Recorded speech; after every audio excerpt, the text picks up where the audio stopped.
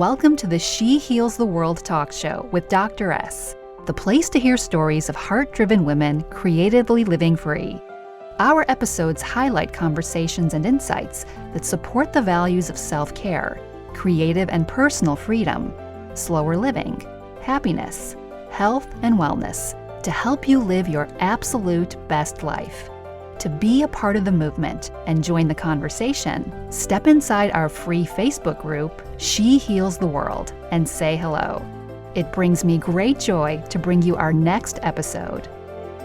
Hey everybody, welcome to the She Heals the World talk show. So today I am super excited to bring my guest, Cheri James, on. So Cheri is a self-development mentor and she's also a confidence coach. And she's here today to talk to us about overcoming fear. Cheri, tell me how you got started in this work. Yes, hello. Well, first, thank you so much for having me on the show. I'm very excited to dive into these topics that I'm so passionate about. I mean, diving into the entrepreneur world, being a business owner, it is a process in and of itself. Yeah. And I mean, life, of course, took me in the direction here, but I never really thought or even knew that I would be an entrepreneur business owner because I grew up in your very stereotypical blue collar background where you were taught how are you going to put food on the table? You just work. Mm-hmm. Yes. So diving out from that, I guess my actual professional experience that led me here was I started off as a personal trainer and health coach. Mm. And I did that for many years, helping women, most of them wanted to lose weight. And that was always my struggle too, was to feel better in my body. And I always figured losing weight was the way to feel better about yourself. Yeah. And it was after years of doing this and really digging in deeper, and then it's just experiencing life in general, that I started to feel empty inside, like something's off. I'm not achieving this level of confidence and good enoughness in myself by constantly killing myself to achieve a certain body. And it was when I got to a point where I just crashed, where just a lot of life happened all at once. I got divorced. I got Lyme disease. I was in grad school working 2 jobs in a new state. And I just crashed. And some doctors told me, you got to stop living to essentially lose weight and you got to start taking care of yourself. So I had to kind of find myself outside of who is this person that thought my body defined my worth. Powerful. Yeah. Oh. And it wasn't like this where I just all of a sudden discovered this book or this program and poof, my life changed. I mean, this was like a process, all the insecurities came to the surface, all of the fears and the stuff I stuffed down underneath this blanket of your body will fix it. Yeah. Came up. And that's when I dove into personal development. And I was still a coach and a personal trainer at the time. And I started to see the women coming in desperately trying to find a sense of themselves, trying to feel good and fulfilled in who they were. And I very much understood it, thinking that this was the cure-all, this was the fix. So diving deeper into personal development, spiritual development. I mean, I went through certifications in life coaching and NLP and EFT and energy healing until I just really started to discover I had to find myself. I had to discover who I was and how I defined myself. And that was a process. So through that is how I started rising up into who I was, owning who I was, stepping outside of the box. And that is now how that took me to where I am today. Wow. And what did you think you were going to be doing when you grew up, like as a child? Did you ever foresee yourself coaching? No, I wanted to be, for years, like every kid wants to be an actor, actress. I totally did. But I also wanted to be an FBI agent. That's a little bit different. Just a little bit. And I went through school for that. I got my criminal justice degree. Like I really thought that that's the direction I would take until it just kind of like all came to the surface. So yeah, it was not something that I always thought I'd be doing and followed this path. Nope, I was all over the place. And so you had this amazing, beautiful background of moving up into the criminal justice system. And then you had this awakening where your body was working against you. And I think so many of us can relate to that in so many different ways. And it like pushed you into this process of self-development and personal development and coaching yourself through these internal challenges and now turning the lens to focus on other people. Once you decided that this was going to be your life's work and that you really had to support yourself in some way through doing it. How did it feel turning that into a business? Like, what hurdles did you experience? What obstacles did you face once you actually decided to hang your shingle and say, I'm a coach and I've been through this, and this is what I can help you with as well? Oh, yeah. Well, from a business standpoint, man, starting a business is definitely a personal and self-development process in and of itself.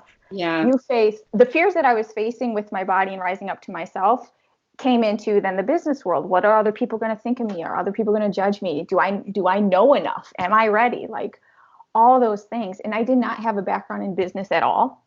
So I just knew I wanted to start a business. So let's Google it is essentially the path I took. Yes. And so I had to face those fears of actually speaking my voice, expressing who I was. So, and it was still the process of discovering yourself. It's not like a one and done thing. You're always uncovering and unfolding, learning new things about yourself. And it's layers, and it's allowing yourself to be vulnerable. It's allowing yourself to be who you are. And in the beginning, I noticed myself trying to consume everybody else's freebie, essentially, what are the systems to do? How do I create a business? And trying to almost be like everybody else because I did not have my footing in it until I discovered what didn't feel right to me, what did feel right to me, how I wanted to express myself. And it didn't have to be the way everybody else did it, or at least the people I followed did it. I could create my own path and speak my own voice. And in the process, overcoming the fears of judgment, of failure, of the unknown. Can you talk us through how you have dealt with fear and maybe how you've overcome it so that we can really support our listeners in learning how to win against fear today? Absolutely. Okay. Well, one of the biggest fears, the fear of failure. What if it doesn't go right? What if I do it wrong? What if I fail? Right? Those are always things that pop up. And for this one, I really took a perspective shift. And one of my favorite quotes is by Michael Jordan, which is, I failed over and over and over again, and that is why I succeeded. So diving deep into where did we learn that failure was a bad thing, and why did we define it as being so wrong? Because a lot of us hide behind fear and then don't really talk about what it really is, but it's inevitable. Once you embrace and accept that failure is definitely part of the journey, it's not so scary. And when we shift the perspective of failure from being this wrong, bad, heavy thing to opportunities and steps to grow, to learn what did work, what didn't work, where can I shift, where can I rise up, we see them as something that's not so heavy. And it's not that these things that you did are failures. And one huge thing to remember is that the fear of failure does not mean you are, or failing at something does not mean you're a failure as a human. It just means you share something that every human on earth shares, is that we don't get up and are experts at the thing right away. We got to start somewhere. And those failures are steps along the journey. They're not something that takes us back to the starting line. It's something that provides a wonderful lesson for you to learn to rise up into your next level of self. So shifting that from allowing you to hide behind fear and hold yourself back, saying, I can handle it. I can handle failure because I know there's going to be gold within that failure that will allow me to rise up. Another big one, the fear of what other people think of you, how people will judge you. I mean, this is a huge one, right? Yeah. And this is what goes back to finding who you are and putting yourself out there. When we allow ourselves to be driven by fear, we kind of try and shift ourselves to what we think other people will like better. So we mold ourselves into the most acceptable box of what's like trendy or what's the norms, and we lose our own voice and our sense of self. And the thing to remember is, one, the majority of people don't care. Like the majority of people are not out there to judge That's you. true.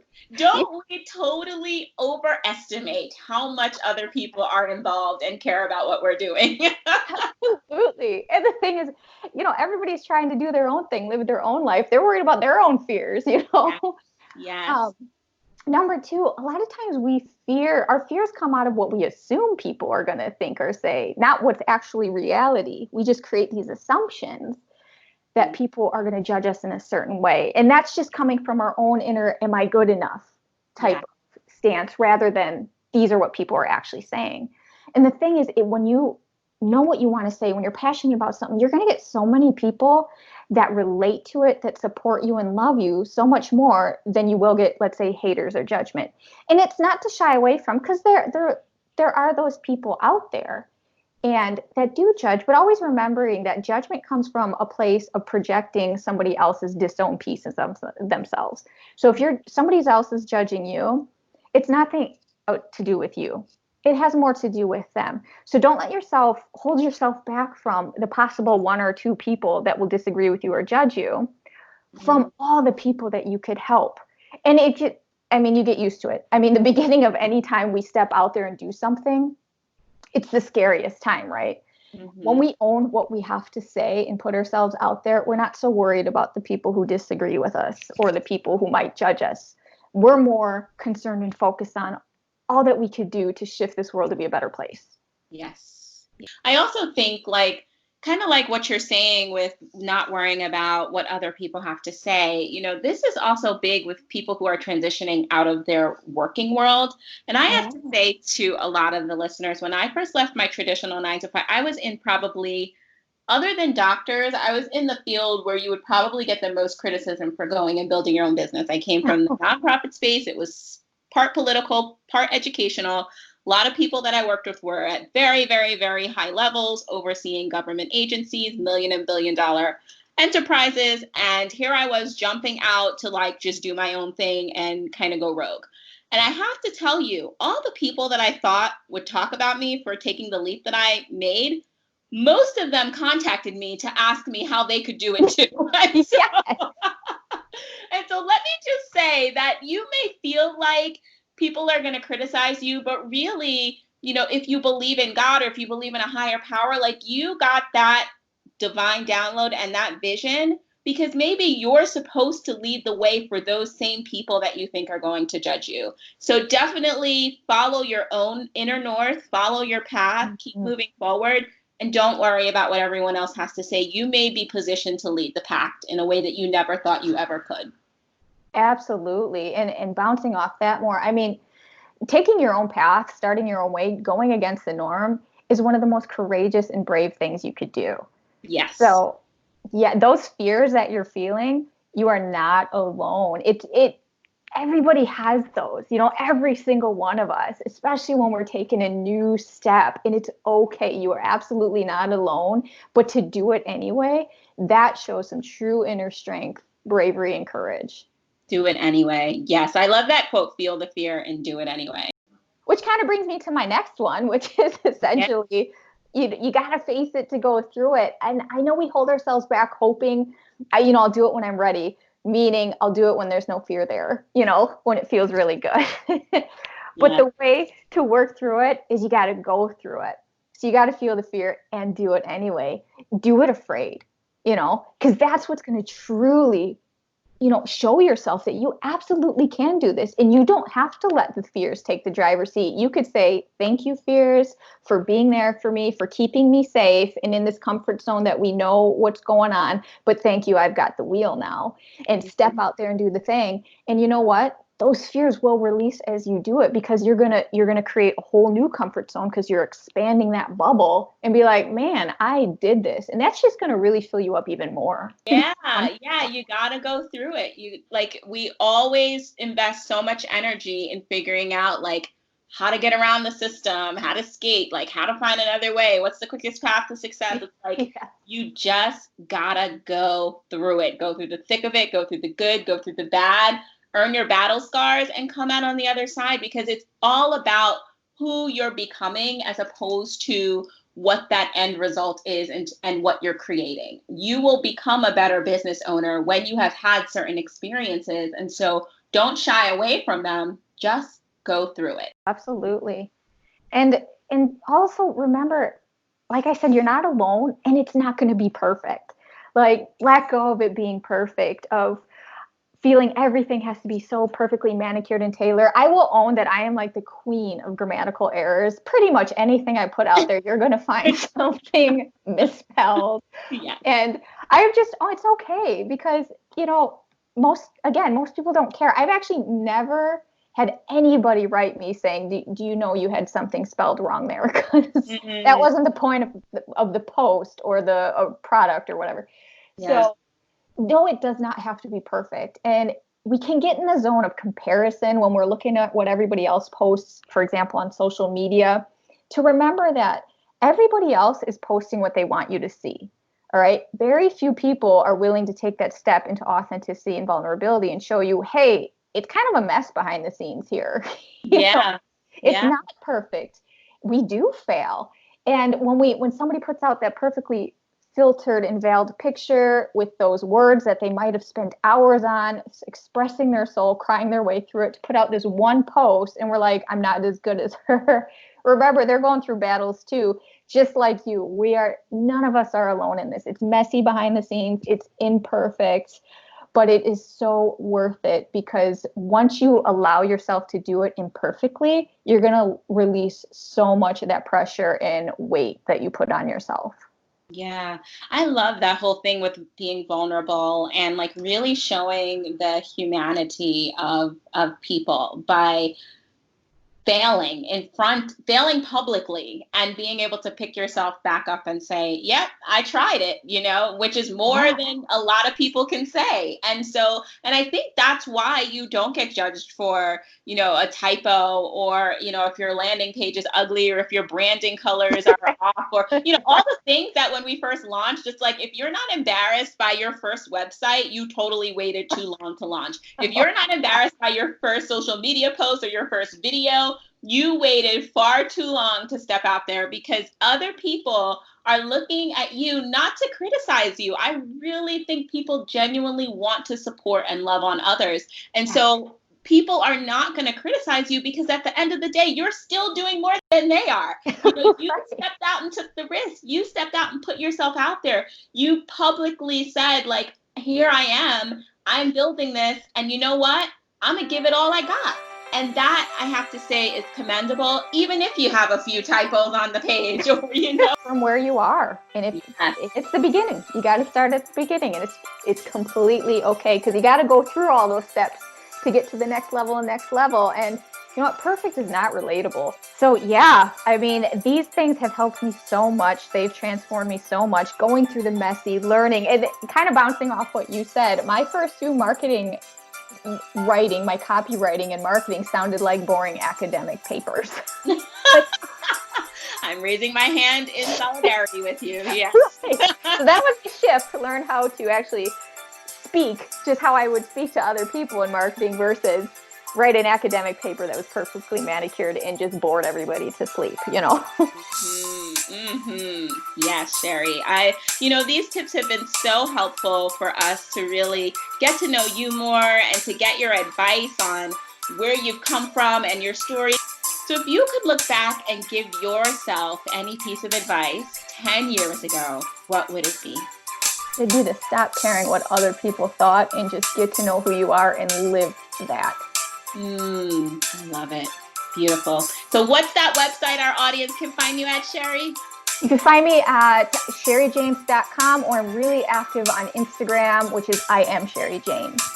I am Cheri James. Thanks so much for coming on the show. I can't wait to have you back. Thank you so much. Well, there you have it. Thanks so much for listening to the show today. And as always, for more resources as you continue to live out your beautiful mission of healing the world and grow your beautiful business, you can head to www.shehealstheworld.com/freebie to see what new resources I have in store for you. Thanks for listening. Tell a friend, and I can't wait to see you at the next episode.